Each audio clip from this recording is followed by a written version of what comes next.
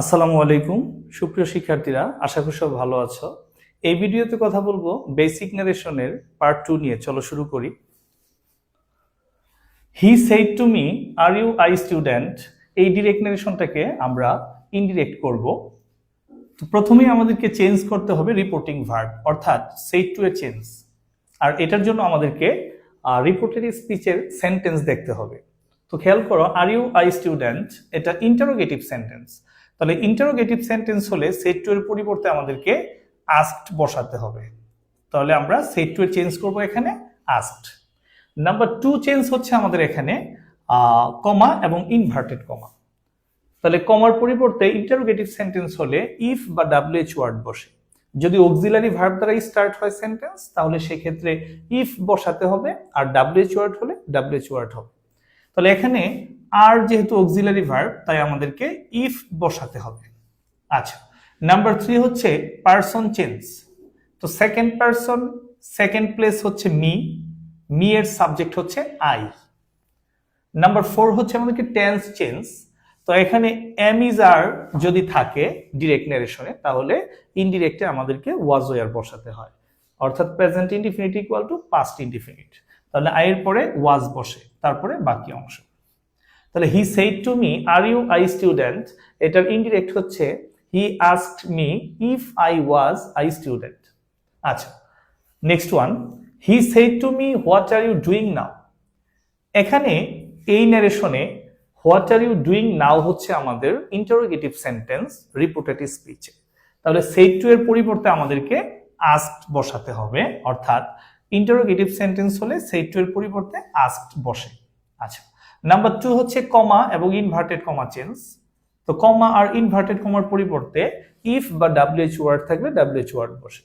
তাহলে সেন্টেন্সটা যেহেতু হোয়াট দিয়ে শুরু হয়েছে ডাব্লিউএইচ ওয়ার্ড, তাহলে আমাদের হোয়াটই বসবে। নাম্বার 3 হচ্ছে পারসন চেঞ্জ।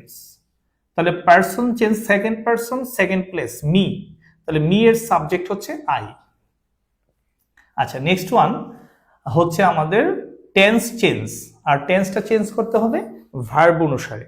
তাহলে এটা আর ডুইং, অর্থাৎ প্রেজেন্ট কন্টিনিউয়াস টেন্স থাকলে পাস্ট কন্টিনিউয়াস টেন্স হয়।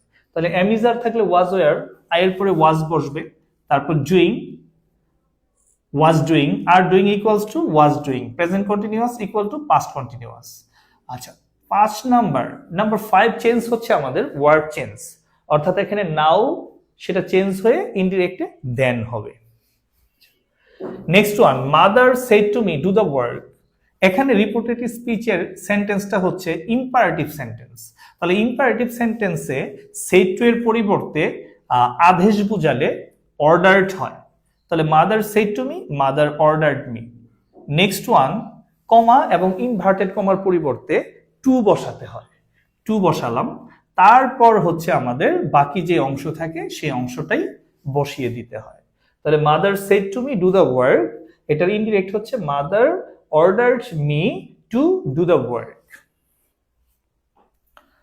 Next one, she said may Allah save my child.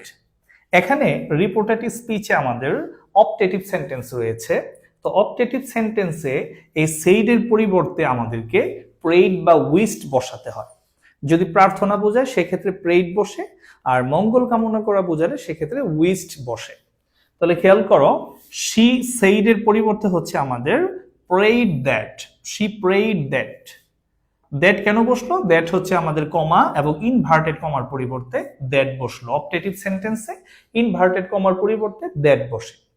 তারপর হচ্ছে আমাদের পারসন, আল্লাহ থার্ড পারসন, আল্লাহ বসলো। তারপর হচ্ছে আমাদের টেন্স, তাহলে মে থাকলে মাইট, বাকি হচ্ছে আমাদের সেভ। তারপর হচ্ছে মাই চাইল্ড, তাহলে মাই চাইল্ড বলতে বোঝাচ্ছে শি, মাই বলতে বোঝাচ্ছে শি, তাহলে শি এর পসেসিভ হচ্ছে হার, হার চাইল্ড। আচ্ছা, she said may Allah save my child, এটার ইনডিরেক্ট হচ্ছে she prayed that Allah might save her child. Next one, he said alas I am undone. এখানে রিপোর্টেড স্পিচের মধ্যে এক্সক্লামেটরি সেন্টেন্স রয়েছে।